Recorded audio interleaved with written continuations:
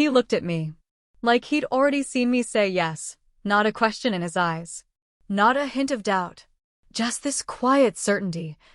Like he was remembering something that hadn't even happened yet, and I wish I could say I held his gaze and didn't flinch.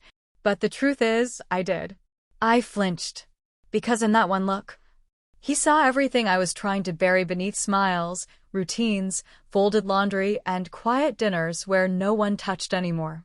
Before we begin, if you've been here before, you already know. Some stories don't need reasons, just moments. Moments you didn't plan, didn't ask for. But somehow, they ask something of you anyway. Something real. I didn't cheat that night. Not in the way people like to define it. Not with skin or lips or sheets. But in a deeper way. I let myself be seen. Really seen. And that's where it starts, isn't it? When someone looks at you like they already know what you'd say. And it feels like relief. The city was cold that night. One of those early spring evenings that still carries winter's sharp breath. I remember brushing rain off my coat sleeve with the back of my hand. Standing there by the window, holding a drink I didn't really want. Staring at the streetlights blinking through fogged glass. My phone buzzed. Just once. His name. Just his name. I stared at it for so long my fingers went numb around the glass. You ever had that moment? Where time gets all thick and slow? Where the world outside keeps moving, but inside everything goes still. Because whatever you choose next, you don't come back the same. I could have put the phone away. Could have smiled at my husband, who was sitting just 12 feet away on the couch, scrolling through a news app like he always did after dinner. Could have swallowed the ache and told myself it was nothing. But I didn't, because in that moment, for reasons I still can't fully explain, his name felt like gravity. And I was so tired of pretending I didn't want to fall. I wish I could make this clean. I wish I could say I was unhappy, or mistreated, or desperate. That there was a clear villain and a righteous reason. But the truth? The truth is sometimes, you just feel invisible. Even to the people who say they love you. Especially to them. And then someone comes along, and without even touching you, they see you. They hear the silence you've been screaming into for years. This story, it's not about betrayal. Not really. It's about longing. About the quiet desperation to feel alive again.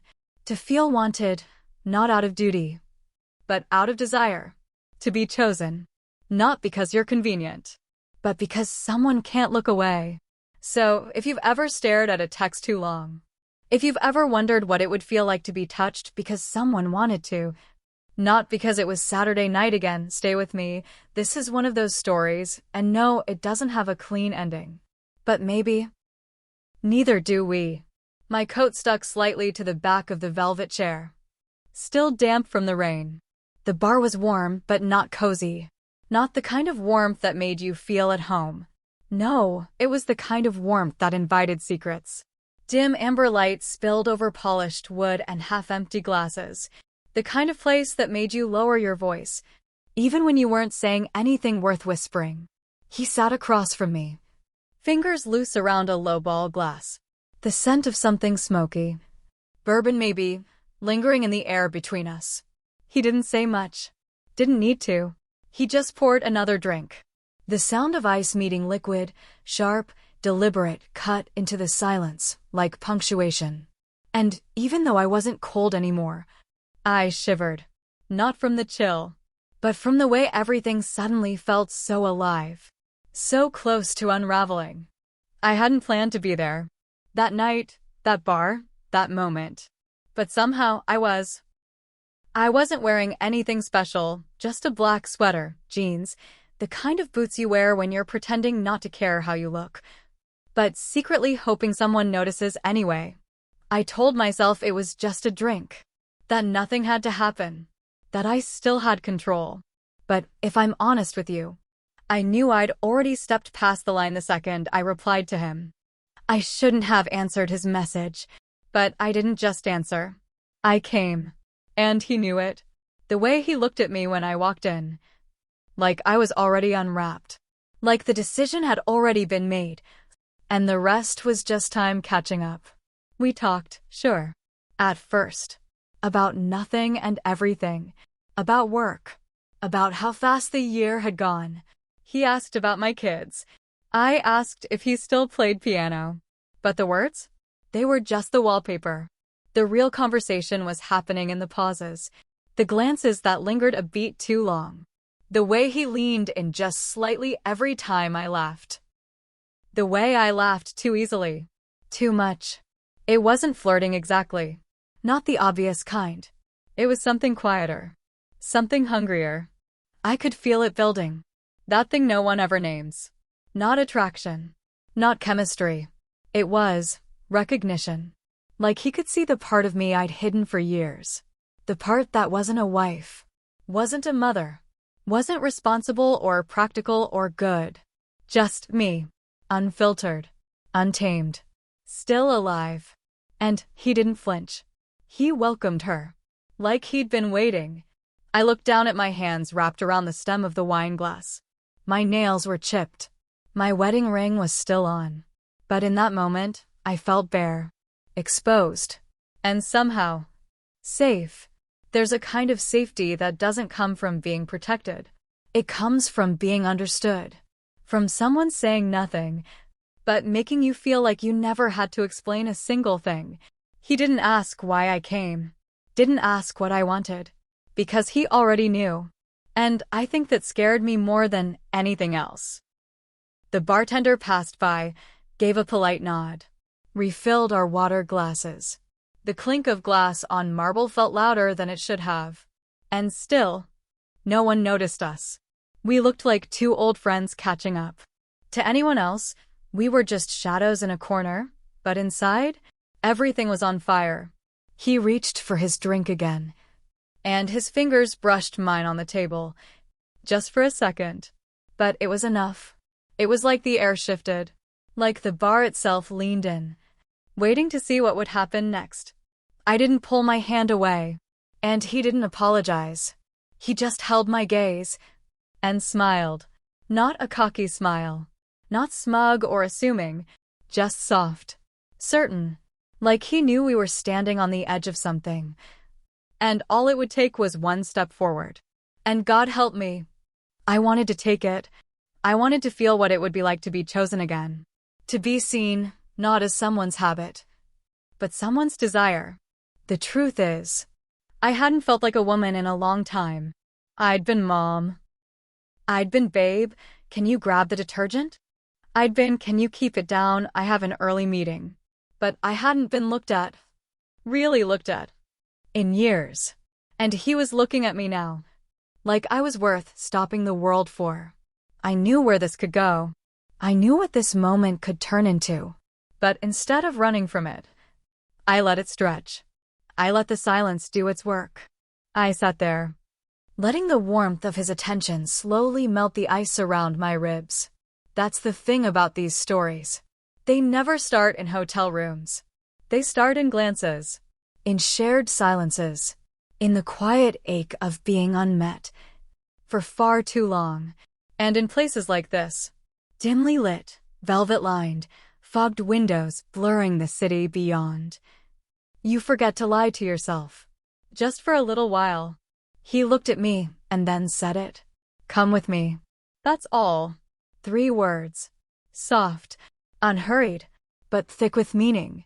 Like they'd been waiting in the back of his throat all night. Until the silence made space for them to finally land. Not a plea. Not a question. He didn't lean in, didn't touch my hand, didn't coax or charm. He just said it. Quiet, still, sure. Like it wasn't a suggestion. Like he already knew. And maybe that's what cracked something open in me. Because no one had ever said it quite like that. Not like he was offering. But like he was remembering something we'd already done. Like he was pulling me into a memory I hadn't lived yet. My heart didn't race. It slowed. Like my body had finally caught up to something my mind had been dodging. And for the first time in a long time, I didn't feel confused. I felt quiet. Not calm, not at peace, but quiet. The kind of quiet you get when all the noise finally settles, and you can hear yourself think. I looked at him. He didn't blink, didn't look away. He was just there, waiting, not pressing, not rushing. And I paused. My hand was still on the table, fingertips tracing circles into the condensation left by my wine glass. I could feel the ring on my finger. Heavy, foreign, like it belonged to another version of me sitting somewhere else in the world. And for a second, I almost said no. Not out loud, but in that quiet, automatic way we say no to ourselves every day. No, that's not who I am. No, that would ruin everything. No, I'm stronger than this. But the truth? I wasn't stronger. Not in that moment. I was just real, tired, starving for something I couldn't name but felt the shape of in his voice. So I stood up, slowly, without drama, without looking back. Not to check who might see, not to make sure my coat was buttoned, not to think about what would happen next. Just stood up, because sometimes the body moves before the mind catches up.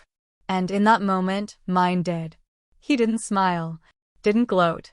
He just rose too, with that same quiet certainty, like this wasn't a detour, like it had always been the plan. I walked behind him, our steps slow, measured. No rush, no words. The bar around us faded. Chairs, glasses, the faint sound of silverware against ceramic. None of it mattered. The only sound was the soft thud of my boots against the plush carpet. And my breath. Slow and full. Finally filling my chest in a way it hadn't in months. Maybe years. There was no grand declaration. No dramatic decision. Just the invitation. And my answer. Unspoken, but undeniable. I didn't ask where we were going. Somehow, it felt better not to. Like if I named it. If I put language to what was unfolding, the spell would break. And I wasn't ready for it to break. I just followed him. Past the gold-rimmed bar stools, the shimmer of low chandeliers catching the last of the wine on my breath, and into the waiting elevator. The doors slid open with that soft sigh. You know the kind. Not a welcome. Not a warning. Just the sound of something beginning. We stepped inside. He didn't press the button right away. Just stood there for a second. Beside me. Not behind. Not in front. Beside. Like whatever was about to happen. It was happening with me. Not to me. And I can't explain it. But I felt that difference. Like a pulse under my skin. Then. A quiet click. Button 17. The soft red light glowed like a secret. We didn't speak. Not a single word. But I could hear everything. My breath. His breath. The hush of the elevator climbing. The faint hum of my heartbeat. Growing louder in my ears. The higher we rose, I was aware of everything. The way my sweater clung to the small of my back. The slight tremble in my knees I hoped he didn't notice. The way my palms pressed against the railing. Not to steady myself, but to feel something real. Cool metal beneath warm skin. To remember that this wasn't a dream. At floor 12, I glanced at him. A sideways look, quick and quiet. He wasn't watching me. He was just there. Still. Present. Shoulders relaxed. Jaw soft. Like this wasn't foreign to him. But not casual either. No smirk. No performance. Just a man who knew how to stand in silence and let it do the work. The elevator dinged. A soft, polite tone. But it hit like thunder in my chest. We stepped out. The hallway was quiet. Thick carpet muffled our steps. But even that silence had weight. Everything around us felt muted. Like the world had slipped underwater. Soft lighting lined the walls. A buttery gold that stretched our shadows ahead of us. And, for some reason, watching our shapes move together felt more intimate than being touched. His hand brushed mine again as we walked. Accidental, maybe. or not. But still, neither of us spoke. There's a sacredness to some silences, and this one didn't feel empty. It felt full. When we reached the door, he didn't hesitate, just slipped his hand into his coat pocket, pulled out a keycard, and slid it through. The soft click of the lock releasing was the loudest thing in the world. I stood there, heart in my throat, skin humming. He opened the door halfway, then looked at me. He didn't gesture, didn't lead, didn't ask. He just looked, waiting, giving me space to move or stay still. And somehow, that made all the difference. I stepped in, not because I had to, not because I'd been convinced, not because I was weak, but because, for the first time in years, I felt like I was walking toward myself. The door closed behind me, soft, final, but not cold. And in the hush that followed, I realized it wasn't about what we were about to do. It was about what I'd already done. Crossed the line. Not into betrayal, but into truth. My own.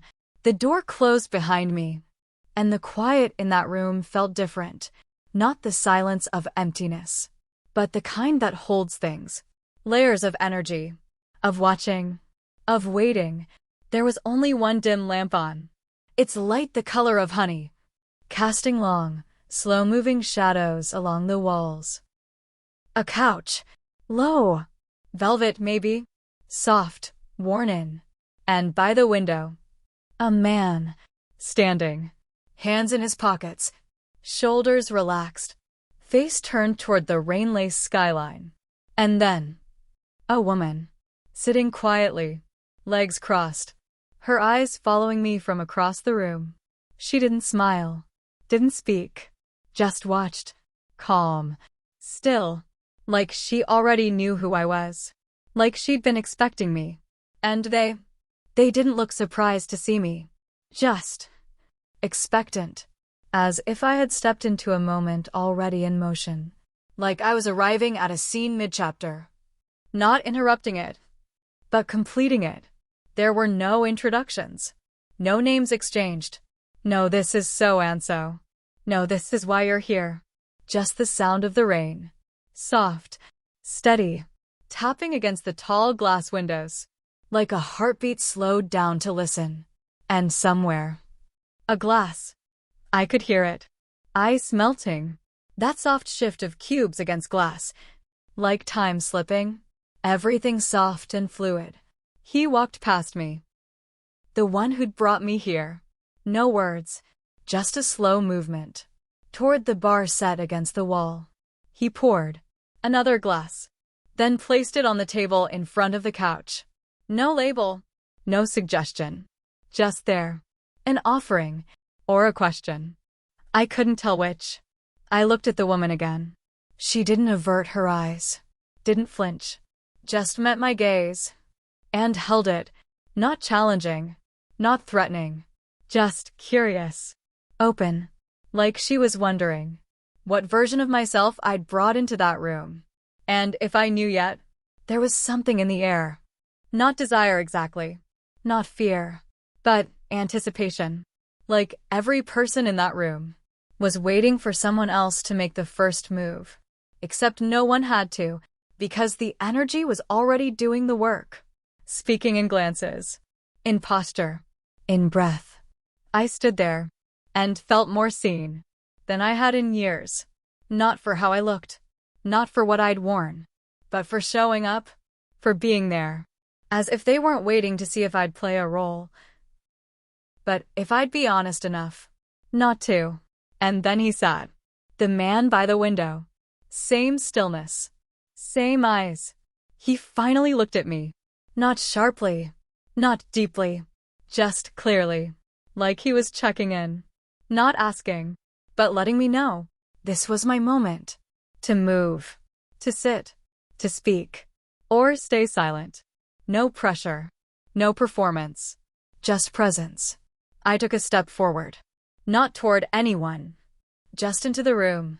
And something shifted. The air. Thicker now. Not heavy, but full, like something had been confirmed. Some silent agreement signed, without pen or voice. There were no rules being broken in that moment. At least not yet. Just a soft unraveling of everything I thought I needed to hold together. And still, no words, none needed. I hadn't realized how quiet I'd gone. Not just on the outside, but inside too. My thoughts had thinned into feeling, just sensation, just breath. And then he moved. The man by the window. Not rushed, not deliberate. He didn't approach like someone coming closer. He simply lessened the space between us, like gravity had made the decision for him. I didn't move. I just noticed the way the air changed when he neared. Slightly warmer. A shift in pressure. Like standing too close to a storm before it breaks. He was inches away. No contact. Not yet. But I could feel the edges of him. Like heat near skin. Without the flame. And then he said it. Soft. Low. Almost under the sound of the rain. You can still leave. That was it. Just that. No demand. No seduction. No persuasion in his voice. Only the purest kind of offer. Freedom.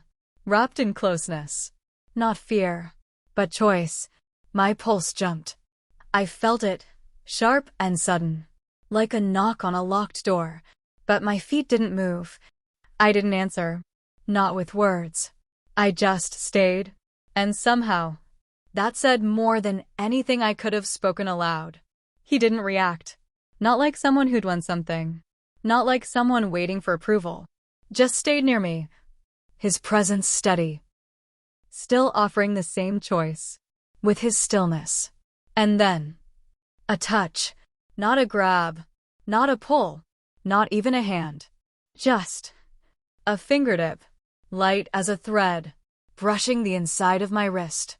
Like he was asking my skin. Before he asked me. It was such a small contact. A barely there gesture. But it felt louder than anything that had come before it. Because it didn't press. It didn't push. It simply asked. And waited. I breathed in. And I felt him. Closer now. A breath near the curve of my neck. He didn't lean in. Didn't hover. But something in the air carried his exhale to the space between my shoulder and my jaw. That space that rarely gets noticed. That part of you forget is sensitive. Until it suddenly is. Still. No one said anything else. Not the man near me. Not the woman on the couch. She simply watched. Not as a participant. Not as a voyeur. But as someone bearing witness. To me. To my moment. To the version of myself I didn't know I'd hidden. I wasn't afraid. That surprised me. What I felt wasn't fear. Not even excitement. It was something else. Softer. Heavier. Like surrender. But not in the way we're taught to imagine it. This wasn't giving in. This was letting go. Letting go of everything I was supposed to be. The woman with the calendar full of careful plans. The wife with the polite laugh. The always smiling, always agreeing shadow. Of the girl I used to be. Here, in this moment. I was just me. Quiet. Unapologetic. Still. And I wasn't being touched. I was being seen. Every moment slowed. Every second pulled by gravity. No rush. Just presence. It was like the room itself held its breath with me. Every inch of space between us held weight. The quiet around us wasn't empty. It was full. And it felt like time was bending. Just enough to make every small movement mean something. My head turned. Slowly. Almost without thinking. And as I did, the shift in my body was met by the softest guiding hand. It was gentle. Not firm. Not demanding. Just there. A hand on my arm. Light as a shadow. But steady. And somehow, it was enough to make me sit. Not because I had to, but because in that moment, it felt right. Not perfect, but right. I sank into the couch, the velvet cool against my skin. But it wasn't about comfort. It was about presence again. Being here. He sat beside me. Not too close. Not too far. A small gap between us. But I could feel him there. Like every inch of him was tuned to the same quiet hum that seemed to surround us. The woman on the couch didn't move. She didn't speak. But her eyes were soft. Watching. Not like an observer, but like someone who understood exactly what this was. A shiver ran down my spine. But not from the cold. From the softness of everything. The air was warmer now. The scent of it was different. Not of perfume or smoke, but of something real, unfiltered. And then he leaned closer. Not close enough to touch. Not yet, but enough to send a ripple through the space between us. And then a whisper. Soft, barely audible. You don't have to be afraid. The words didn't promise anything. They didn't demand. They didn't ask. They just were. And in that moment, I realized I hadn't even known I was afraid. Until he said it. Not of him. Not of the situation. But of myself. Of what I might want. My hand moved. I couldn't tell if it was instinct or choice. But I reached. Slowly. Gently. And his hand, without hesitation, met mine. It wasn't a grab. It wasn't an urgent clutch. It was simply there. A hand, warm. Mine, shaking. But it didn't matter. A tender squeeze. A thumb running softly over my knuckles. And in that simple contact, something unspoken passed between us. A question. And an answer. No more words. No more promises. Just this. The warmth of his hand. The steady press of his fingers. The soft pulse of mine. Matching his. And still, no rush. Not a single one of us rushed. The tension. It wasn't wild anymore. It wasn't frantic. It was quiet. Steady. But underneath it, there was something that couldn't be ignored. Something that had been there all along. Cracked longing. Barely hidden beneath the tenderness. Like the space between us was asking for more. But not forcing it. Just waiting. I closed my eyes for a moment. Just long enough to take a breath. And when I opened them again, his gaze was still on me. No judgment. No expectation. Just waiting. Patiently. For whatever came next. A stillness settled over the room. But it wasn't the kind of stillness you'd expect. It wasn't empty. It wasn't uncomfortable. It was the kind of stillness that tells you something is about to happen. And somehow, in that stillness, I knew that whatever did happen, I'd be okay. The room felt different now. Quieter. Safer. Not because anything had changed, but because somehow it felt like I had. Or maybe it was that the part of me I had been holding back had just slipped away without me noticing. I don't know when I stopped holding back. Maybe I never was. Maybe I had been surrendering, bit by bit. Since the moment I walked in, there was no clear beginning to it. No sharp line where everything shifted. It wasn't as if I suddenly knew that I had crossed some invisible line. That the choice had already been made. There was no single moment where I could say, this is when I gave myself over. All I knew now was this. A hand, warm, tangled gently in my hair. The back of my head cradled. Not pulling me. Not forcing. Just holding me.